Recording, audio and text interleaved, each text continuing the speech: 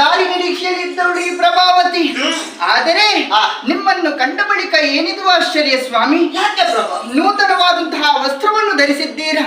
ಅಷ್ಟು ಮಾತ್ರ ಅಲ್ಲ, ರಕ್ಷಾ ಕವಚವನ್ನು ಧರಿಸಿ ಬತ್ತಲಿಗೆಯಲ್ಲಿ ಬಾಣಗಳು